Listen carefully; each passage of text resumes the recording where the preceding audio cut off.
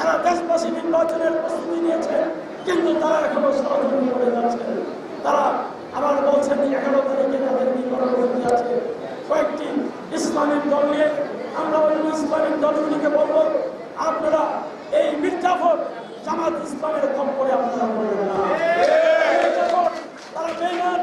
আজকে তারা কিন্তু তারা নাম হলো জামাত ইসলামী, কিন্তু সেই জামাত ইসলামী ইসলামিক দল নয়। তারা অনিসলামিক কর্মকাণ্ড করে বেড়ায়। সেই জন্য অন্যান্য যে সমস্ত ইসলামপন্থী ভাইয়েরা আছেন, আপনাদেরকে অনুরোধ করবো, আপনারা জামাতের খপ্পরে পড়বেন না। দেশ এখন চাচ্ছে একটি সুস্থ বা নিরপেক্ষ নির্বাচন। জাতি চেয়েছেন সেই নির্বাচনের দিকে। যদি সেই নির্বাচনে কোনো রকমের বাধা হয়, তাহলে দেশের পরিণতি অত্যন্ত ভয়াবহ হবে। আমরা মাথা তুলে দাঁড়াতে পারবো না।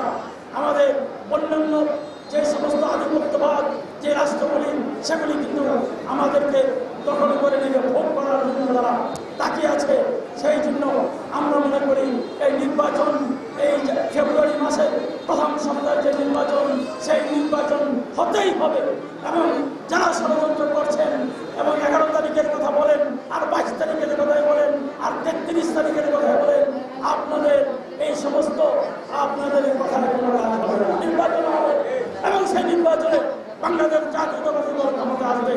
ইতিমধ্যে আমাদের 237টি আসনে নির্বাচনে মনোনীত প্রার্থীদের নাম ঘোষণা করা হয়েছে এবং আমরা অতি সত্ত্বর আরও কয়েকটি নির্বাচন যে আসনগুলি আছে, সেই আসনগুলিও প্রার্থী খুব তাড়াতাড়ি ঘোষণা করা হবে এবং সেখানে আমাদের সমমনা যারা আছে, বিগত দিনে যারা রাজপথে আমাদের সাথে আন্দোলন করেছে, সংগ্রাম করেছে, তাদের শক্তি এলাকায় যাই থাকুক না কেন, আমরা তাদেরকে সহযোগিতা করবো।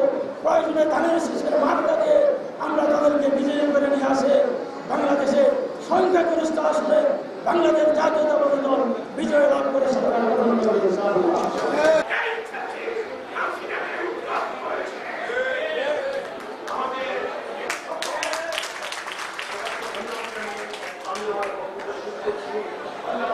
দলের পক্ষ থেকে যে প্রার্থী দেওয়া হয়েছে, আমাদের প্রিয় নেতা তারেক রহমান বলেছে সবাইকে ঐক্যবদ্ধভাবে দলের জন্য কাজ করতে হবে, দলের প্রতীকের পক্ষে কাজ করতে হবে। তার বাইরে কোনো আমাদের বিকল্প নাই। আমাদের 36টি আসনের মনোনয়ন ঘোষণা করেছেন। আমরা প্রত্যেকের আসনের প্রত্যেকটি কুমিল্লার নির্বাচনী আসনে আমাদের বিএনপির মনোনীত প্রার্থী ধানের শীষ মার্কা প্রার্থীকে আমরা জয়যুক্ত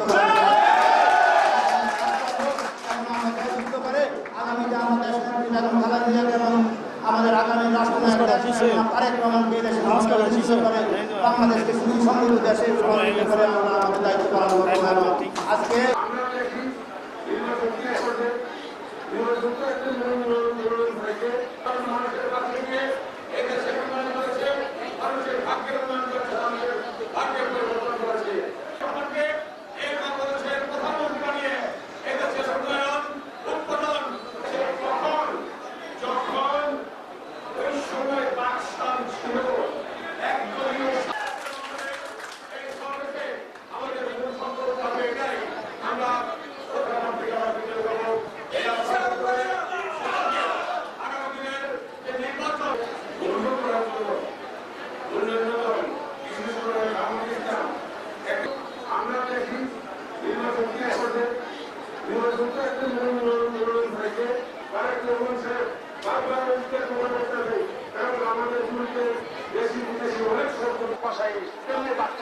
দেখেছি আমরা কাজ করবো।